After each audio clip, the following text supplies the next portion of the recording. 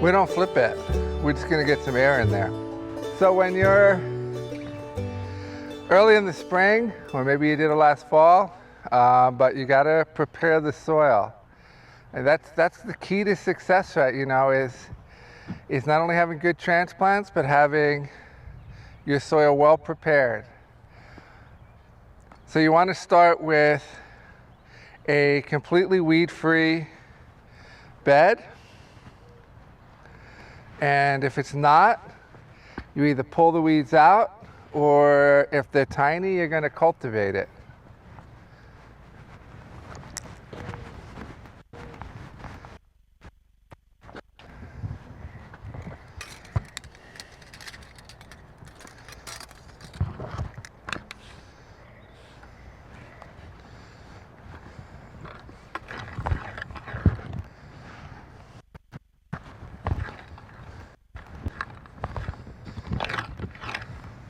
All right, so once you have it weed-free, and if you're going to have perennials, you got to dig those out, dig them by the roots, and start off nice and clean so you can keep it that way.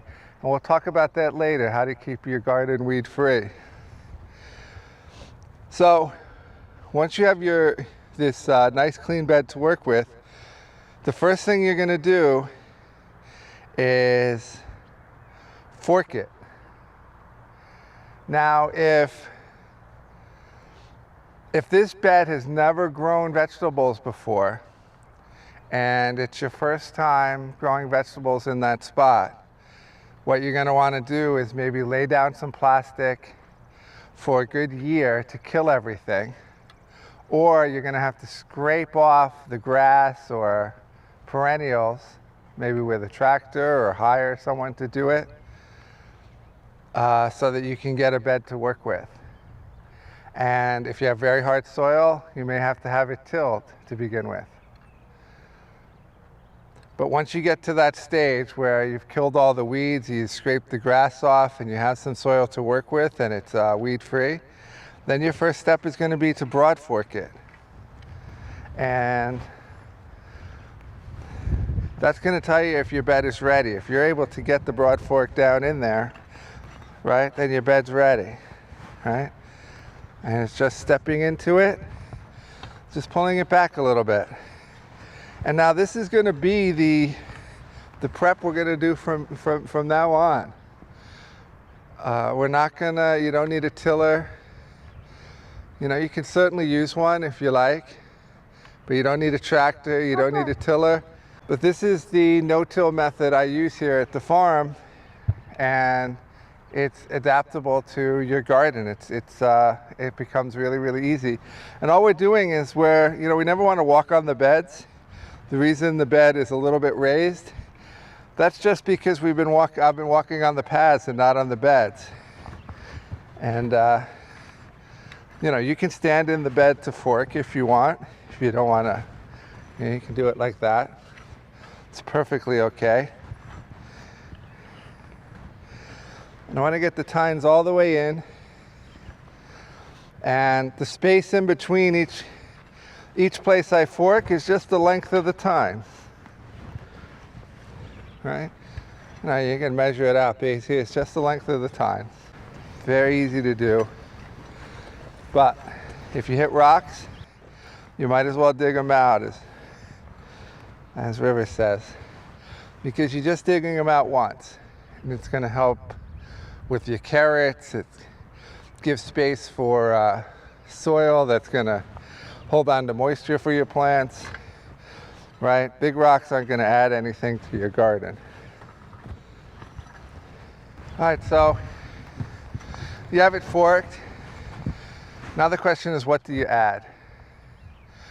And if you've already watched the lesson on soil, then you know that you had to have balanced it, take your soil test. But after that, you want to be able to maintain it. And you want to do that by adding organic matter. And that can be compost that you're making, compost that you're buying. Peat is a very nice thing to add. You can see I've added some peat in here, right? You can see it on the surface. And that helps keep the soil soft. And helps hold on to moisture, and especially in my sandy soil, that helps a lot. And if you have clay soil, it's even more important to add organic matter to loosen it up. So along with organic matter, you want to add organic fertilizer to continue to feed the soil. And that's all we're doing, is we're feeding the life in the soil, the biology that's living in the soil. They need to be constantly fed, from the small bacteria up to the worms. They need some food. And so I'm going to lay that down now, what I add. Yeah, bud. All right, so you need something to maintain the life of the soil, to keep nitrogen in there. And there's a whole bunch of different things you can use. And it's either going to be plant or animal based. So some good plant-based ones are alfalfa meal, soybean meal, peanut meal. All of those work really nicely. And you want to see where you're deficient in your garden. What's the most deficient thing in terms of the major nutrients, so that, of nitrogen, phosphorus, or potassium, so that you can make sure you add extra of that.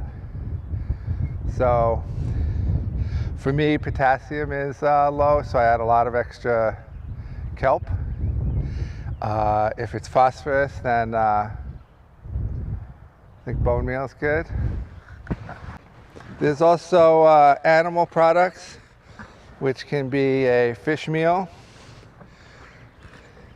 There are some sustainable sources for that come from like catfish farming. There's also pelleted manure that can be used. But sometimes pelleted manure is going to have a lot of other things that you maybe don't want, right? It may have a lot of extra calcium or nutrients that you've already have too much of. So you just want to keep an eye on that. I know you don't want to leave it sitting on the surface. It's not going to break down as easily, right? It needs to get moist for it to begin to rot and break down in the soil. So you do that by just getting it a little bit under the surface. All right, so now we have a nice prepared bed ready to go for planting. And so we're just gonna lay it out so that we got a nice, evenly spaced planting. And I think that's a very important part of it's not only aesthetically pleasing, but it also provides all your vegetables with the right amount of room that they need.